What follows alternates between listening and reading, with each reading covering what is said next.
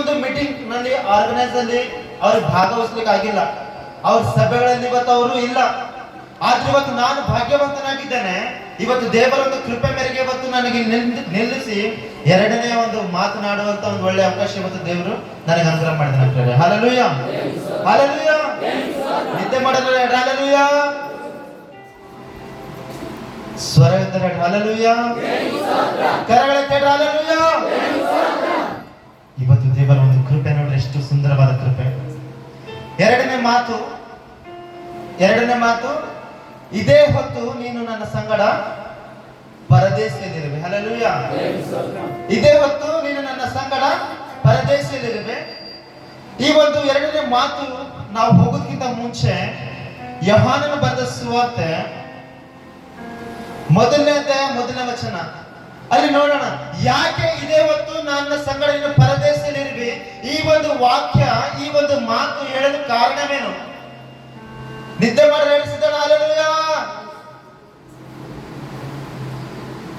Hallelujah. ಯಾಕೆ ಇವತ್ತು ಆ ಒಂದು ಮಾತು ದೇವರು ಶಿಲುಬೆ ಮೇಲೆ ಆಡ್ಬೇಕಾಯ್ತ್ರಿ? ಅಲ್ಲಿ ಏನ್ ಮೆಸೇಜ್ ಹೇಳ್ತಿದ್ದಾರೆ ದೇವರು? ಇವತ್ತು ನಮ್ಮೊಂದಿಗೆ ಅಲ್ಲಿ ಏನ್ ಮಾತಾಡಲಿಕ್ಕೆ ಇಷ್ಟಪಡುವಂತರಾಗಿದ್ದಾರೆ? ಅಲ್ಲಿ ಇರುವಂತ ಉದ್ದೇಶವೇನಾಗಿತ್ತು? ನನ್ನ ಸಂಗಡ ಇದೇ ಹೊತ್ತು ನೀನು ಪರದೇಶಿಯಲ್ಲಿರುವೆ. ಈ ಒಂದು ಮಾತು ಹೇಳಿಕೆ ಕಾರಣವೇನು? ಈ ಮಾತು ಹೇಳುವಂತರು ಯಾರಾಗಿದ್ದಾರೆ? ಈ ಮಾತು ಹೇಳುವಂತ ರಾಜನು ಯಾರಾಗಿದ್ದಾರೆ? ಯಾಕೆಂದ್ರೆ ಈ ಒಂದು ಭೂಮಿಯ ಒಂದು ನಿಯಮವಾಗಿದೆ, ಈ ಒಂದು ಭೂಲೋಕದ ಒಂದು ನಿಯಮವಾಗಿದೆ. ಏನಂದರೆ ನಮ್ಮ ರಾಜರು ನಮಗಾಗಿ ಪ್ರಾಣವನ್ನು ತೆಗೆಯುವಂತರಾಗಿದ್ದಾರೆ. ಆದ್ರೆ ಈತ ಯಾವ ರಾಜ? ಈ ಹೊಸ ರಾಜ ಯಾರು? ಹಲ್ಲೆಲೂಯಾ. ಇವನು ಯಾರು? ತನ್ನ ಪ್ರಾಣವನ್ನು ಕೊಟ್ಟು ನನಗೆ ಪರದೇಶಿಯಲ್ಲಿ ಒಯ್ಯುವಂತ ವ್ಯಕ್ತಿಯಾಗಿದ್ದಾನೆ. ಆ ವ್ಯಕ್ತಿ ಬಗ್ಗೆ ಇವತ್ತು ನಾವು ತಿಳ್ಕೊಳ್ಳುವಂತರಾಗಿರೋಣ ಪ್ರೇರೆ. ಯೋಹಾನನ ಬರೆದ ಸುವಾರ್ತೆ ಮೊದಲನೇ ವಚನದಲ್ಲಿ ನೋಡುವಂತರಾಗಿರೋಣ. ಯಾರಾದ್ರೂ ಓದಿಕಿರುವಂತರು? ಆದಿಯಲ್ಲಿ ವಾಕ್ಯವಿತ್ತು, ಆದಿಯಲ್ಲಿ ವಾಕ್ಯವಿತ್ತು, ಆದಿಯಲ್ಲಿ ವಾಕ್ಯವಿತ್ತು, ಆ ವಾಕ್ಯವು ದೇವರ ಬಳಿಯಲ್ಲಿತ್ತು, ಆ ವಾಕ್ಯವು ದೇವರ ಬಳಿಯಲ್ಲಿತ್ತು, ಆ ವಾಕ್ಯವು ದೇವರಾಗಿತ್ತು, ಆ ವಾಕ್ಯವು ದೇವರಾಗಿತ್ತು. ಆ ವಾಕ್ಯವೆಂಬುವನು ಆದಿಯಲ್ಲಿ, ಯಾರ್ರಿ?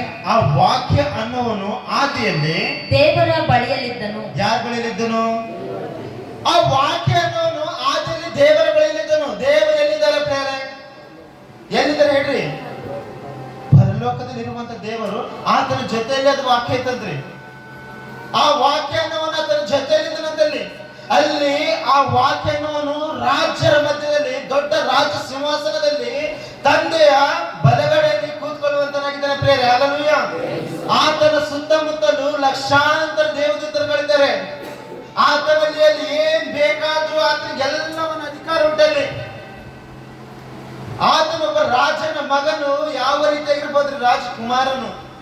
ಹಲ್ಲೆಲೂಯಾ. ನನ್ನ ನಿನ್ನ ರಾಜನು ಅಲ್ಲಿ ಸ್ವರ್ಗದಲ್ಲಿ ಆತನಿಗೆ ಯಾವುದು ಕಡಿಮೆ ಇಲ್ಲ ಪ್ರಿಯರೇ. ಆದಿಯಲ್ಲಿ ನಮ್ಮ ಭೂಲೋಕ ಸೃಷ್ಟಿ ಆಗೋದಕ್ಕಿಂತ ಮುಂಚೆ ಆತನು ಸ್ವರ್ಗದಲ್ಲಿ ಎಲ್ಲ ವಿಷಯದಲ್ಲಿ ಹ್ಯಾಪಿ ಆಗಿರುವಂತ ಒಬ್ಬ ದೇವರಾಗಿದ್ದನು ಪ್ರಿಯರೇ, ರಾಜನಾಗಿದ್ದನು. ಆದ್ರೆ ಭೂಲೋಕಕ್ಕೆ ಬರುವಂತ ಪ್ರಶ್ನೆ ಏನಾಯ್ತು? ಯಾಕೆ ಭೂಲೋಕಕ್ಕೆ ಬಂದರು? ಹಲ್ಲೆಲೂಯಾ. ನೋಡ್ರಿ, ಅಲ್ಲಿ ವಾಕ್ಯದಲ್ಲಿ ಬರೆಯಲ್ಪಟ್ಟಿದ್ದ ಆದಿಯಲ್ಲಿ ವಾಕ್ಯವಿತ್ತು, ಆ ವಾಕ್ಯದ ಸಮಸ್ತವನ್ನು ಸೃಷ್ಟಿ ಆಯ್ತಂತ್ರಿ. ಆತನಿಂದ ಸಮಸ್ತವನ್ನು ಸೃಷ್ಟಿ ಆಯ್ತು. ಆ ವಾಕ್ಯವು ನರನಾಗಿ ಧರೆಗಿಳಿದು ಬಂದನು. ಹಲ್ಲೆಲೂಯಾ.